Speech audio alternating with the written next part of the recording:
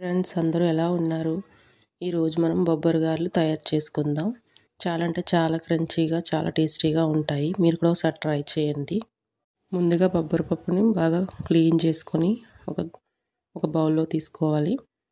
తర్వాత మెత్తగా కాకుండా కొంచెం బరగ్గా పేస్ట్ చేసుకోండి. తర్వాత మనం సగం పప్పుని సపరేట్గా పక్కన పెట్టుకోవాలి. మనం బరగ్గా చేసుకున్న దాంట్లోని కొంచెం పప్పు యాడ్ చేస్తున్నాను. ఇప్పుడు ఆ పప్పు కొంచెం యాడ్ చేసాం కదా, దాన్ని మొత్తం బాగా మిక్స్ చేయాలి. ఈ పప్పుని బాగా మిక్స్ చేసుకున్నాం కదా, ఇప్పుడు ఇందులో సాల్ట్ యాడ్ చేయాలి. రుచికి సరిపడా సాల్ట్ యాడ్ చేసుకుందాం. ఇందులో కొంచెం ఆనియన్స్ కూడా ఎక్కువ వేసుకోండి, టేస్ట్ బాగుంటుంది. పచ్చిమిర్చి కూడా యాడ్ చేసుకోవాలి. చిన్నగా కట్ చేసుకున్నా పర్లేదు, మీకు ఇలా కట్ చేసుకున్నా పర్వాలేదు. కొద్దిగా కరివేపాకు, ఇప్పుడు కొంచెం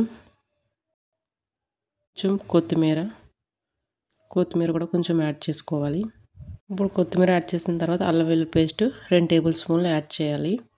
అల్లం వెల్లుల్లి పేస్ట్ యాడ్ చేసామంటే టేస్ట్ చాలా బాగా వస్తుంది.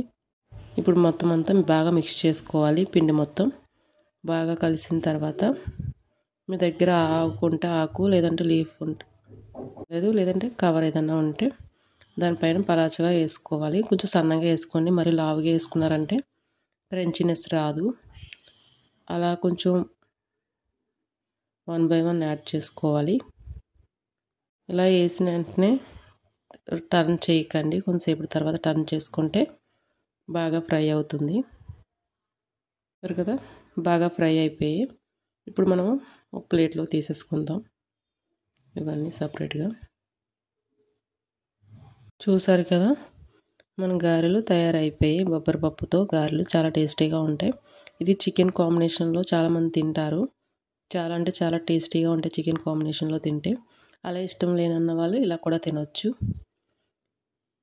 మీకు ఈ వీడియో నచ్చినట్టయితే లైక్ చేయండి, షేర్ చేయండి, సబ్స్క్రైబ్ చేయడం మాత్రం మర్చిపోకండి.